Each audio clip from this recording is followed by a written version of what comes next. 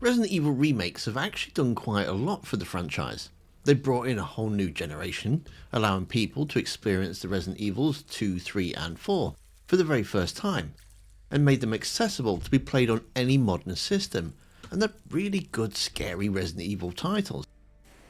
Yet they've taken things away from the franchise too, changing the story and from the original, cutting bits out from production or creative reasons, changing up the established canon as we once know it. But they also took something else away which I don't think many people realise. Welcome back to the world of survival horror.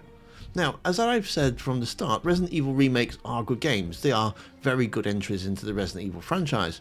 And if you've not had a chance to play them, please make sure you do, because they are good games. However, that being said, they've taken away stuff from the franchise. Story changes means that we now have 2 separate timelines, and location changes means that they've also taken away games such as Outbreak. Character redesigns have taken away and changed the personalities of once beloved characters, and on top of that they've also taken away side games.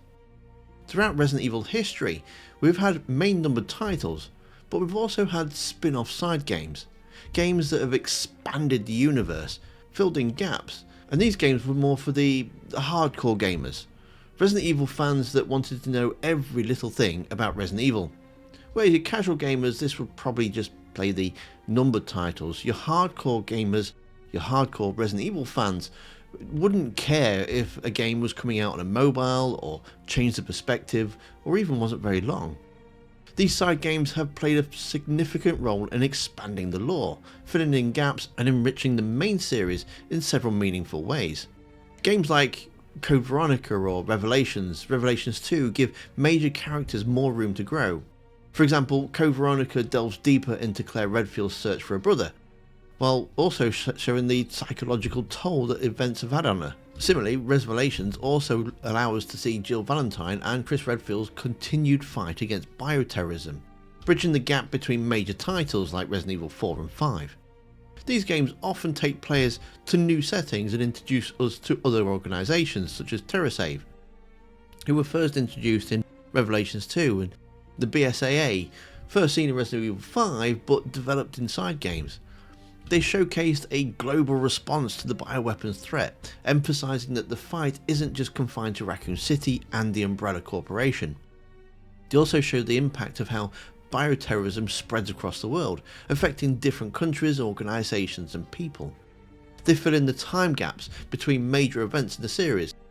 For instance, Resident Evil 0, although a mainline title, provides the backstory to the Mansion incident from the original game, while the Umbrella Chronicles and the Darkside Chronicles retell key moments but with added details, such as Rebecca arriving at the mansion or how Ada escapes from Raccoon City.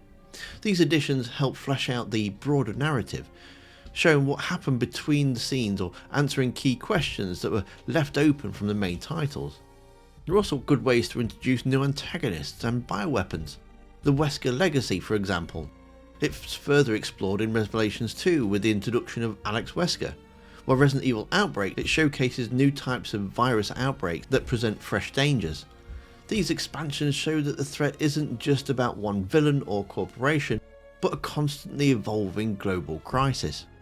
While the main series primarily focuses on survival horror, or at least it used to in the early days, these side games allow for exploration of different themes and tones. Revelations emphasises the espionage and conspiracy side, while Outbreak focuses on ordinary people just trying to survive. These variations not only provide more depth to the universe, but also give players a broader understanding of how different people and groups are impacted by the bioweapons or virus outbreaks. Games such as Outbreak and Survivor shift the focus from the established heroes to new and everyday characters. This shift in perspective adds diversity to the storytelling, showing that events such as Resident Evil aren't just about the iconic heroes, but affect a wide range of people.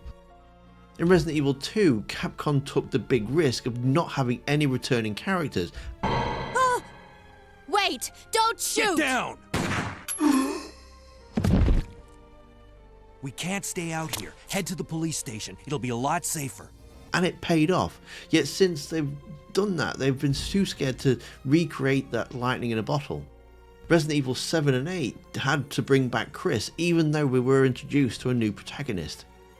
The downfall of the Umbrella Corporation is an ongoing theme in the side games. Titles like the Umbrella Chronicles and Darkside Chronicles go into greater detail about the company's ultimate collapse. Furthermore, side games set the stage for successors like Tricell in Resident Evil 5, showing how the threat continues even after Umbrella's fall. The side games aren't just filler content, they add layers to the Resident Evil universe that main series don't always have time to explore. Whether they're giving characters more depth, exploring new threats, or expanding the themes of fear and survival, these games have significantly enriched the lore and helped make the universe feel more interconnected and alive. My biggest fear is now that the company is intent on remaking games as well as moving the series forward, that we won't be getting any of these side games anymore. It's far easier as a business model to remake something that's already been done than it is to come up with some quirky side adventures featuring Leon and Barry. But this leaves Capcom with another problem. As they're streamlining the franchise and refusing to allow new characters to come in and grow, their existing lineup's getting older. Should they be killed off or should they retire? Well, to find the answer to that one, you'll need to watch the video that's on screen now. Thanks for watching, don't forget to hit that like button, and I'll see you survivors next time.